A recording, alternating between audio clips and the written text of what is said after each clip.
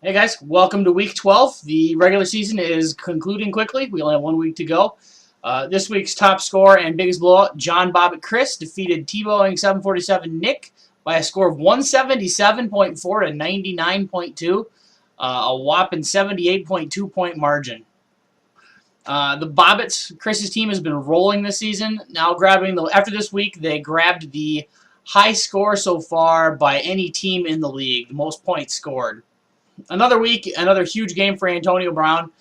Somehow scoring 39.3 points this week is a down week for him, considering he had 41 points last week. But hey, I'd take 39. And then additionally, drafting Alvin Kamara for $1 is really paying off for him, as his 33.8 points this week have propelled him to the number 4 player overall at the non-QB positions. That's looking like a really nice keeper for next year. Nick's T-Bowing, or T-Blowing, based on his record. T-Bowing got 19.8 points from Carolina's defense and 16 points from Derek Carr, but was really behind the 8 ball in this matchup, still suffering from the Andrew Luck injury. Since Andrew Luck was out basically the whole year, he had to patch together his quarterback position, and T.Y. Hilton has basically turned into a lottery ticket wide receiver instead of a number 1 every week. So far this season, he's had 3 different games where he's put up 24 points and offset by 8 other games of less than 7 points. You have no idea what you're going to get week to week with him. With the loss, T-Bowing clinches his first ever losing season, his first ever trip to the deuce bracket. So congratulations for that. Good luck, and I'm hoping not to join you in there. This week's closest game, Gronky Gong, myself, defeated Dak Dak Deuce Drew by a score of 97.36 to 93.62, margin of 3.74 points. For my team, Rob Gronkowski led all of my players in scoring, putting up 2 touchdowns on 5 total catches for 22.7 points.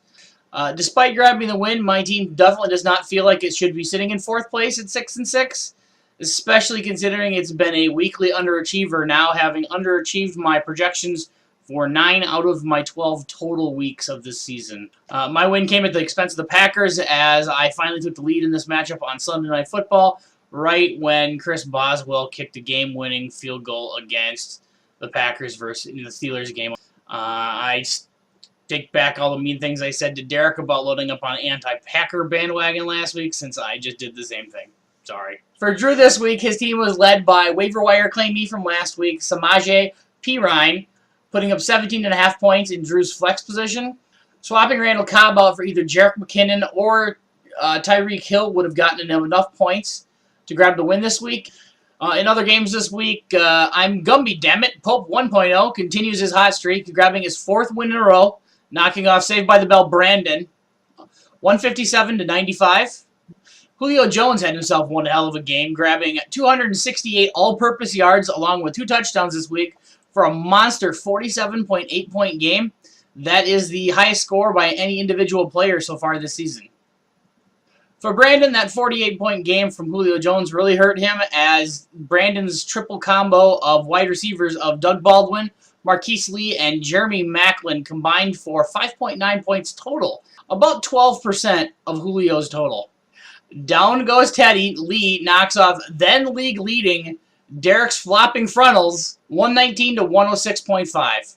Jameson's Crowder's 27.4 points led this matchup, while C.J. Anderson, also from the Teddies, brought up the caboose in this matchup, only putting up 1.2 points in the starting running back spot. Unfortunately for Derek, and fortunately for Lee, Derek's backup plan for Zeke Elliott's suspension, Doug Martin only tossed in 3.3 points in Derek's flex spot this week. Still, Derek put up 106 points, which was the highest scoring losing team this week. Pray for Mojo Jason defeated I Win Because Y'all Drafted Josh, 114 to 85. Carson Wentz led the Mojo in scoring this week with 24 points, but Keenan Allen for Josh, his 31.7 points, led both teams in the top overall scorer in this matchup. With the win, Jason moves into a first place overall position in terms of most wins versus a single opponent, moving to 9-1 all-time versus Josh. And finally, the second coming, Pope 2.0, finally ended Andy's Gridiron Junkies hot streak, 127 to 97. For Pope Dose, Phil Rivers and Joe Mixon combined to put up 59 points this week, while Andy's running backs finally cooled off. The trio of Kareem Hunt, Jordan Howard, and Orleans Darkwa combined for only about 10.5 points. This loss really hurts the Junkies in terms of they no longer control their own destiny when it comes to the playoff race. They're going to need some help to get into the championship bracket. Normally, this is where I talk about the waiver wire section or wagers. I'm just dumping all that because I want to talk about playoff positions, playoff scenarios coming up as it's the last week of the regular season. In terms of beer review, I'm drinking Moon Man at the moment. It's from New Glarus. It's a no-coast pale ale, so it's in kind of an IPA kind of thing. It's pretty good. As for the playoff picture, what we know now, we can say for the deuce bracket, we know that pretty much most likely Drew and Nick will be in the deuce bracket. Nick's 5-7 and still technically alive, but he's going to need a miracle with several scenarios and like 100 points more than everybody else to grab the 6 overall seed. That's very unlikely, so we're just going to put him into the deuce bracket. In terms of the championship bracket, Pope 2.0 we can probably safely add to the championship bracket. He's currently sitting in 3rd place. You have 7 wins already, and there are 5 teams that are currently sitting at 6-6. So even if you lose this week, only 3 of those 5 teams can get another win, which means you would still claim the last spot at 7-6. Finally, I guess that leaves 3 spots in the championship open and 3 spots in the deuce bracket open. So 2 of those spots in the championship games will fairly easy to decide. One of them will go to either myself or Jason, depending on who wins our matchup. And one of them will go to the winner of Brandon versus Lee. Both winners would move to 7-6. They'd be ahead of anybody with a 6-6 record, 6-7 record. So that leaves the final playoff spot open. There are 2 most likely candidates for this team, a spot, and 1 outside runner. So most likely, if Pope 1.0 gets a win, he will take the last playoff spot. He'd be the 7-6 team, joining the 2 other 7-6 teams. So there would be no 6-7 team in the playoff. If Pope 1.0 loses and Andy wins, that would mean that Pope 1.0 would drop to 6-7. Andy would move up to 6-7, and by virtue of points scored, he would be the 6-7 seed at number 6. And then finally, the last scenario is assuming that Andy loses and Pope 1.0 loses.